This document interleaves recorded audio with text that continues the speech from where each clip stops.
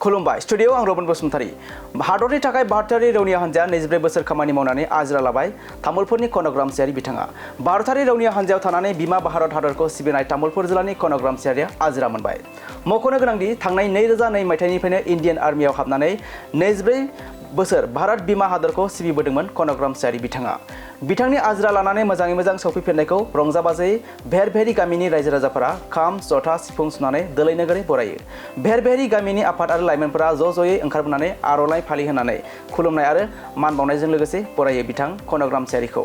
भारतारि रौनिया हान्जानि हाबिलदार कनक रामसियारिया जम्मु काश्मीराव थानानै सुथुरनि आखाइनिफ्राय बिमा हादरखौ रैखाथि होनायाव गोबां बिहोमा होबोदों। बिथाङा सुथुरनि हेंथायै अपारेशन जानाय समाव गोबां खेब बाहागो लादोंमोन। ओनसोल आरो गामिनि रायजो राजाफोरा आजिरा लानानै फैनाय समाव गावखौ गाजा गोमजायै बरायनायखौ गोजोननायजों साबायखर बावो। लोगोसे फैबाय थानाय समाव रायजो राजा आरो समाजनि गेजेराव थानानै संसार जालांनायनि बाथ्रा बुङो बिथां हाबिलदार कनक रामसियारि बिथाङा। आं इन्डियान आर्मियाव 2002 मायथाइनि 13 एप्रिल खालि जयेन जायो आरो बेनि उनाव बेसिक ट्रेनिंनि कारणे जबलपुर मध्य प्रदेशआव ट्रेनिं लाहैयो। 2003 मायथाइनिफ्राय आं फार्स्ट पस्टिं जायो पान्जाबनि 29 IDSR पाठानकटआव फार्स्ट इउनिटमोन बियो आंनि थाखाय। नैथि इउनिटआ जाबाय आंनि कारणे नागालेण्ड 3 कर रांगापाराव दं बियो।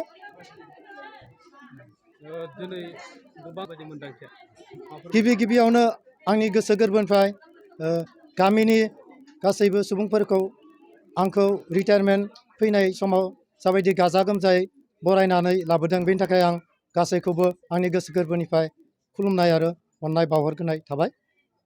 बेनिखायनो आं जोबोर गोजोननाय मोनदों गामिनि गासैबो सुबुंफोरा आंखौ रंजा बाजायै न'सिम बरायनाय लाबोनायाव जोबोर हेफाजाब होदों।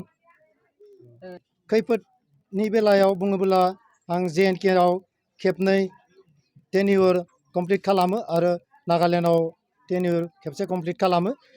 JNKनि बेलायाव गोबां जेंनानि मोगा मोगि जानो गोनां जायो, थेवब्लाबो जोंनि समाव जेबो बेबायदि टेररिस्ट हादसा जायाखै आरो नागालेण्डआव थानाय समावबो मोजाङै मोजां गावनि डिउटिखौ मावफुंनानै फैनो हादों। बान्था मोननाया जाहैबाय जेनेबा नागालेण्डआव ओरैनो नर्थ इस्टआव बुंबोला नागालेण्डनि डिउटिया हार्ड डिउटिब्लाबो मोजाङै मोजां मावफुंनानै फैनो हानायनि थाखाय नागालेण्डनि मोनसे बान्था मोनो। आरो JNK आव आं जेब्ला दंमोन अफिस चौकस होननाय अपारेशनेल चौकसआव जों बाहागो लादोंमोन, बेनि थाखाय जों अफिस चौकस बान्थाबो मोनो। अपारेशन हिसाबै जोङो ओरैनो जेनेबा सोलिबाय थानाय सिटुवेसन बा दावहायाव जेबो बाहागो लायाखै, बाट दावहानि इयुन बाहागो हिसाबै सापर्टिं हिसाबै जों खामानि मावगासिनो थायोमोन। जिहेतु आथिखालनि जे लाइमोनफोरखौ आं बेखौनो बुंनो सानो जे लाइमोनफोरा फरायनायजों लोगोसे गावबा गावनि फिजिकेल देहायारिखौ जेब्लाबो गोख्रोङै लाखिनाया गोनांथि जायो।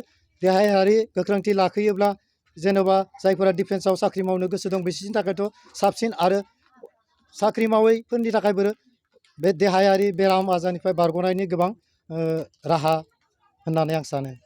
रिटायारमेन्टनि उनाव आं दासिमबो गावनि जे फिउचार नेक्स्ट स्टेपखौ मा लागोन बेनि थाखाय आं थिरांथा लाथ'वाखै। 2 माससोनि उनाव आं थिरांथा लानो सानदों। समाजारि बिथिङाव नोंथाङा माबायदि बाहागो लागोन? समाजारि बिथिङाव गामिजों गोरोबनानै खामानि मावलांनो आरो इयुनाव साननोसै बिनि बागै एसे गोथौयै नायबिजिरनानै। 2022 मायथाइनि बैसाग मासाव दिनै जोंनि गामिनिनो कनक रामसियारि बिथाङा 24 बोसोर इन्डियान आर्मियाव खामानि मावनानै देशनि थाखाय खामानि मावबोबाय।